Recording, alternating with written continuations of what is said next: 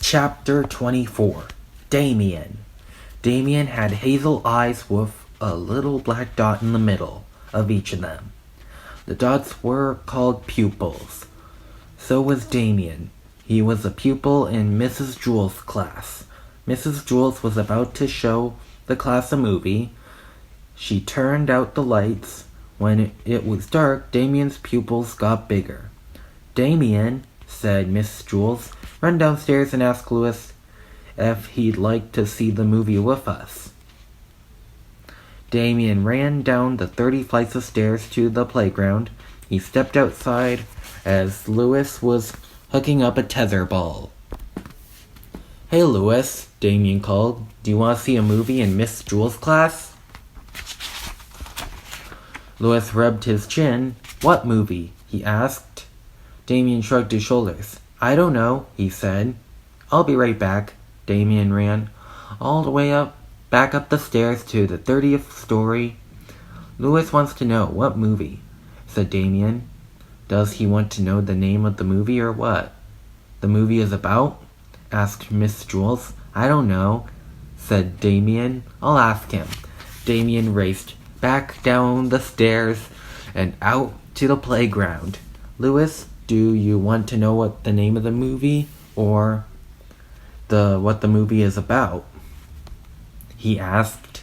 "The name," said Louis. "Okay," said Damien. Damien hurried back up the 30 flights of stairs. He took the steps 2 at a time. "He wants to know the name," said Damien. "Turtles," said Miss Jewell. Damien turned around, took a deep breath, and ran back down the stairs. "Turtles," Damien told Louis. "Hey, that might be good," said Louis. "What's it about?" "I'm not sure," said Damien. "I'll find out." Damien raced back up the stairs, but first he stopped to take a drink of water. "What's it about?" said Miss Jewell. Asked Damien. "Turtles," said Mrs. Jewell. Damien rushed back down the stairs to tell Louis. "Turtles," said Damien. "No thanks," said Louis. "I don't like turtles. They're too slow." Damien lowered his head and slowly walked up the 30 flights of stairs. His legs were sore. He could barely breathe, and his side ached. By the time he got to Mrs. Jewell's class, the movie was over. "All right, class," said Mrs. Jewell. "I want everybody to take out a piece of paper and a pencil and write something about turtles." Damien had missed the movie, but he still could have written something about turtles. Turtles are too slow, but now he couldn't find his pencil. It wasn't his day.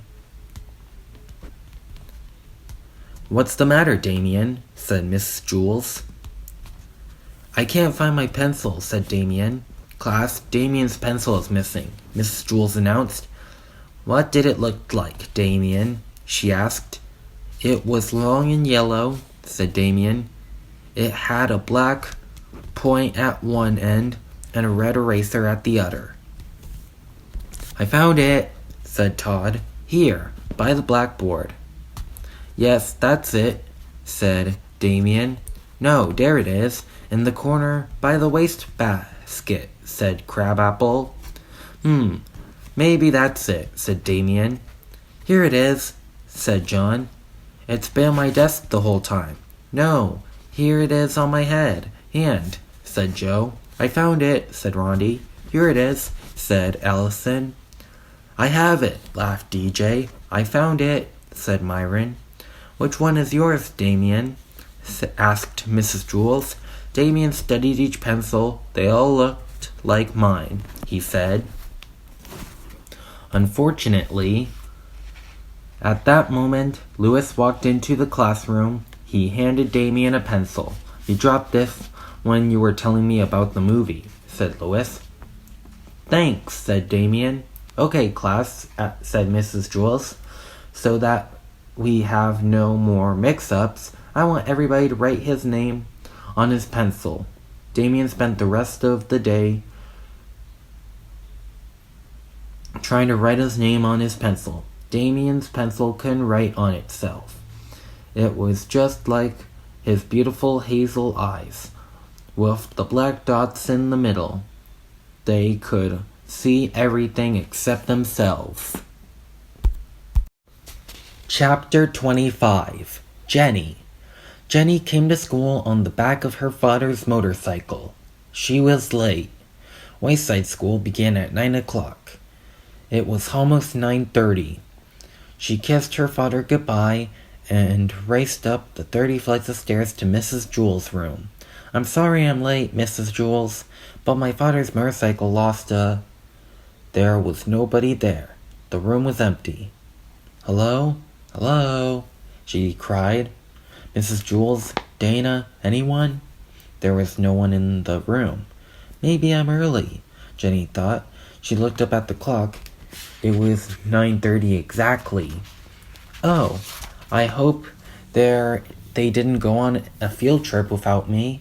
She looked out the window. Nobody was there, not even Louis. Jenny didn't know what to do.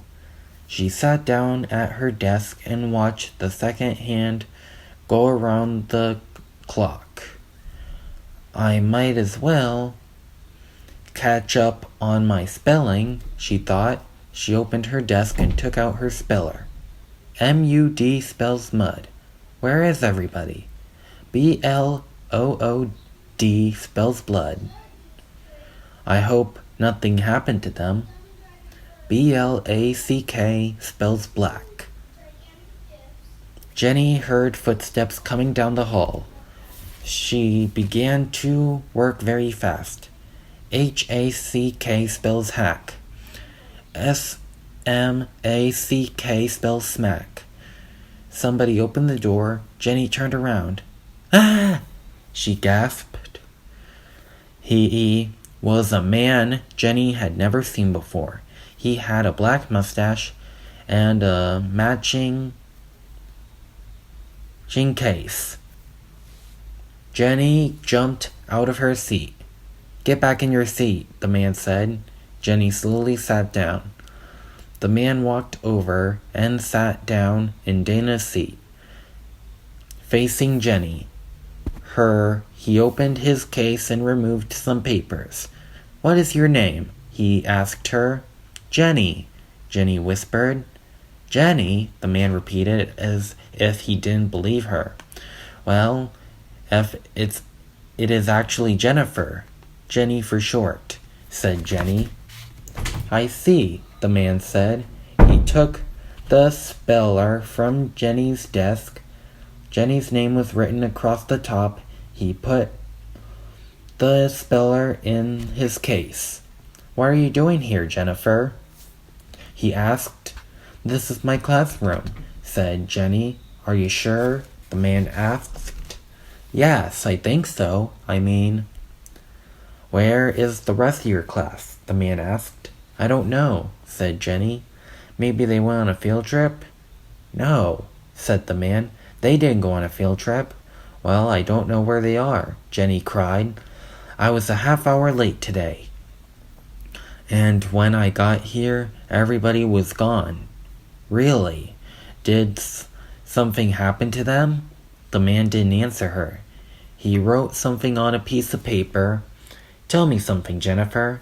When you came to school today and saw that nobody was here, weren't you somewhat puzzled?"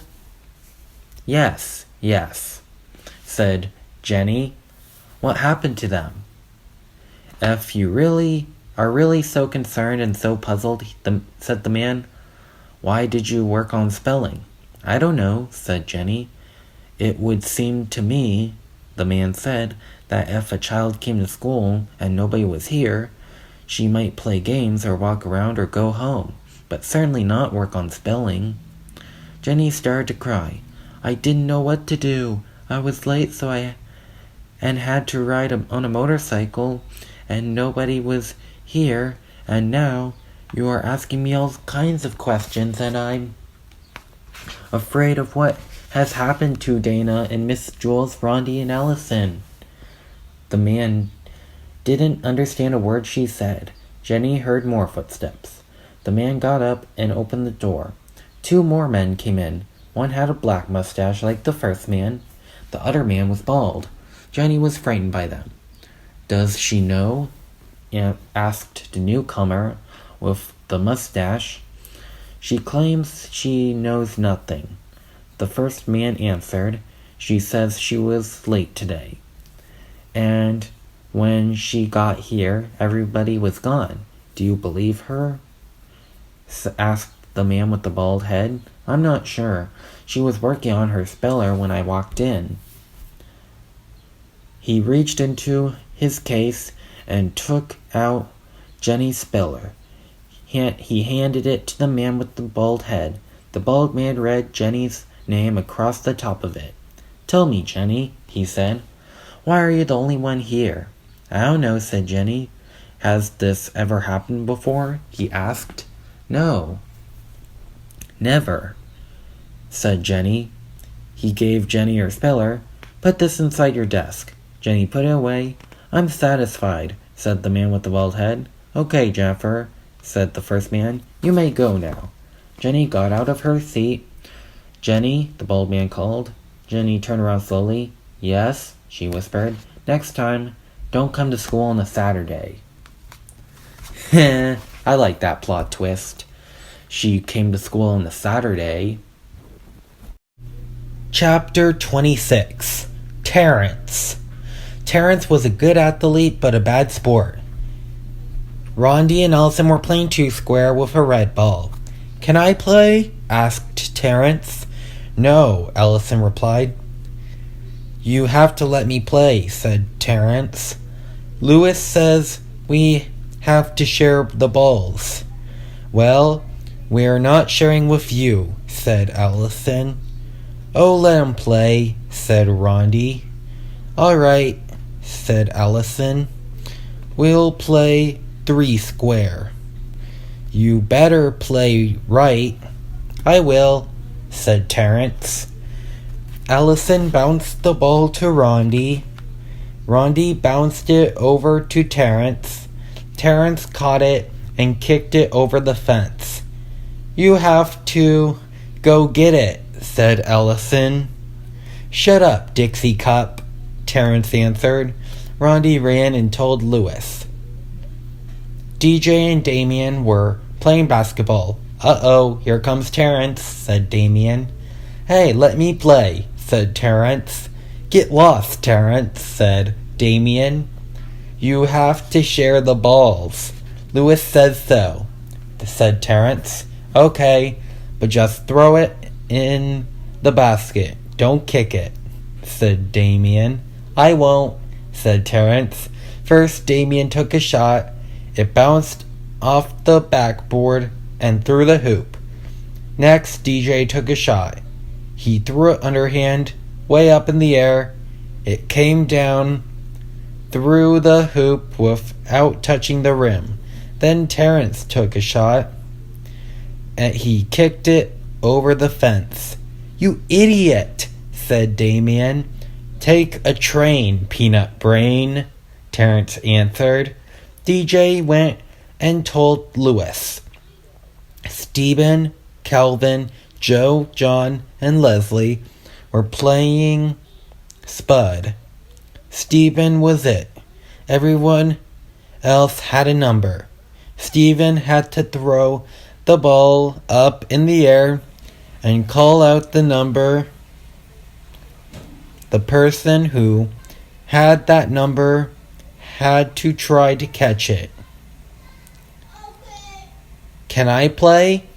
asked Terence. "No," said Calvin. "You'll just kick the ball over the fence." "No," said Joe. "No way," said John. "No," said Leslie. "Sure," said Stephen. "Newcomers are it." He gave the ball to Terence. "Just throw it in the air and call out the number between 1 and 5. "Okay," said Terence. The children formed a circle around Terence. "1,000,000, yelled Terence as he kicked the ball over the fence. "What did you do that for?" asked Stephen.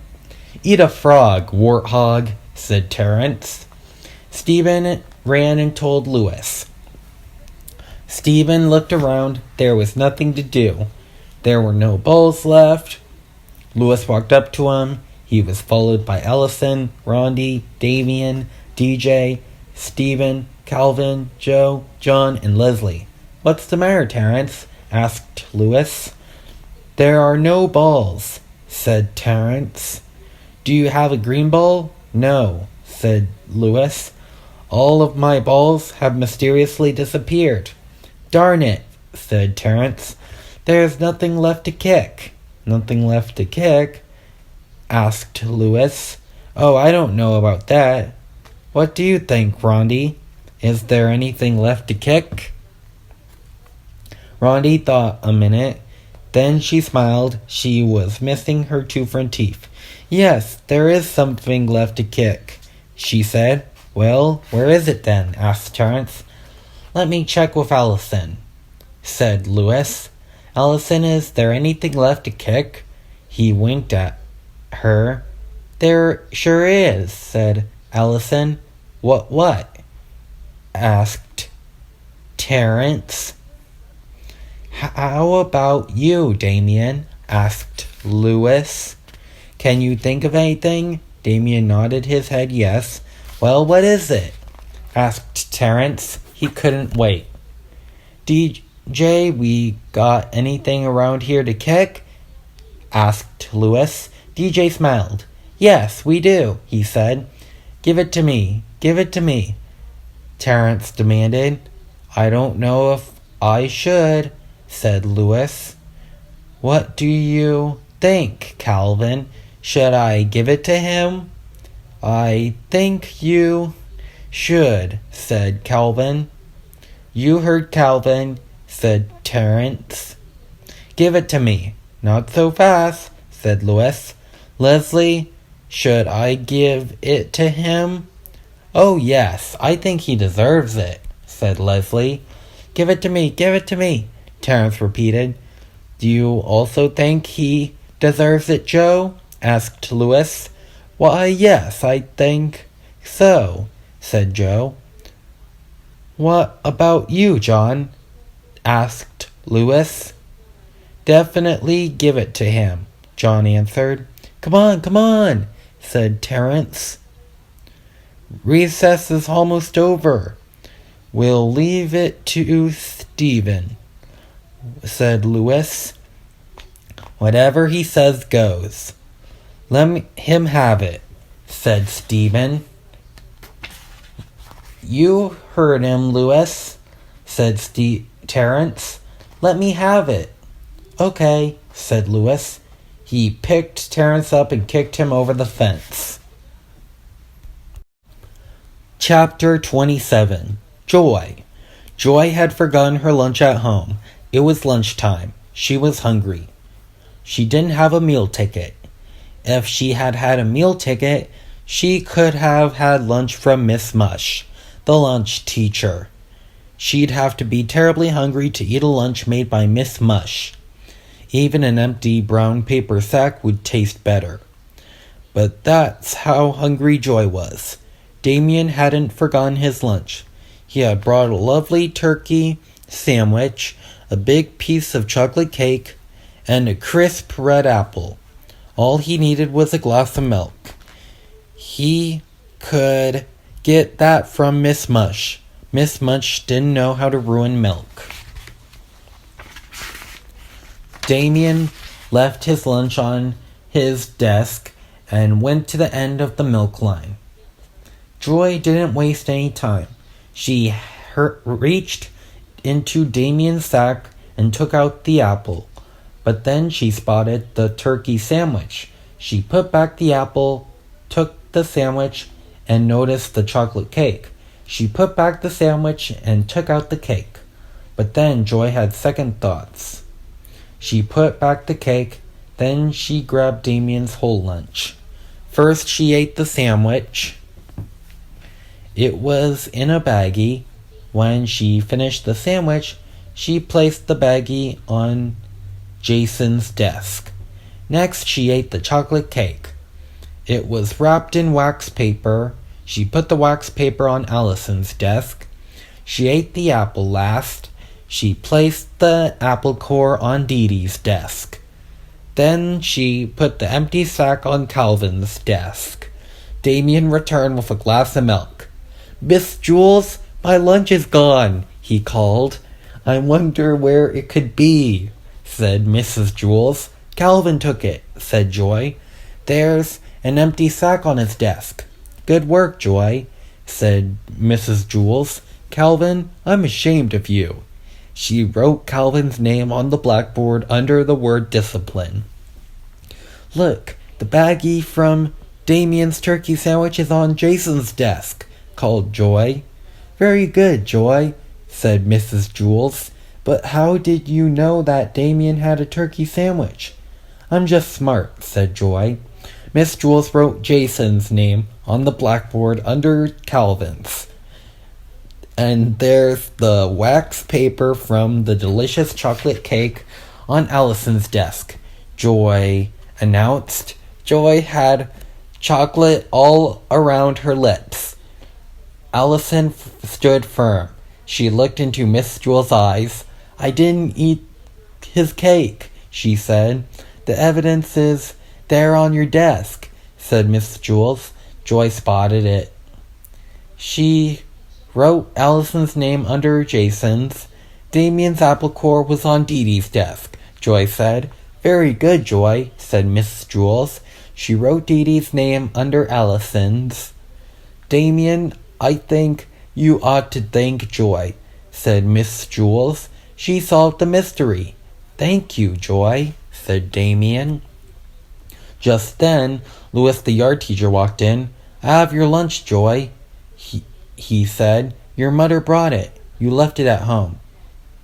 "You mean you didn't have a lunch?" asked Miss Jules. "You must be hungry." "No," said Joy. "Really, not really. Since Damien didn't get to eat, he can have it." "Thanks a lot," said Damien. "You're the greatest." He ate Joy's lunch, an old bologna sandwich, and a dried-up carrot. Joy, for being such a good detective, and for being so generous with your lunch, "You may help yourself to a Tootsie Roll Pop," said Mrs. Jules. "They are in the coffee can on top of my desk." Joy took one. Then, when Miss Jules wasn't looking, she took another one. Calvin, Jason, Allison, and Dee Dee had their names on the blackboard under the word discipline, but they were good the rest of the day. So at 2:00, Miss Jules erased them. They forgot all about the whole thing. Damien had a lousy lunch instead of a great lunch, but 5 minutes later, it didn't make any difference. He couldn't taste it anymore, and he was full. He went outside to play basketball and forgot about the whole thing. Joy had a great lunch and 2 Tootsie Roll Pops, but 5 minutes later, it didn't make any difference. She couldn't taste it anymore, and she was full. And at dinner time, she was hungry just the same. But a horrible thing happened. Joy couldn't forget about taking Damien's lunch. And for the rest of the year, every turkey sandwich, piece of chocolate cake, apple, and Tootsie Roll Pop tasted like Mrs. Mush's porridge.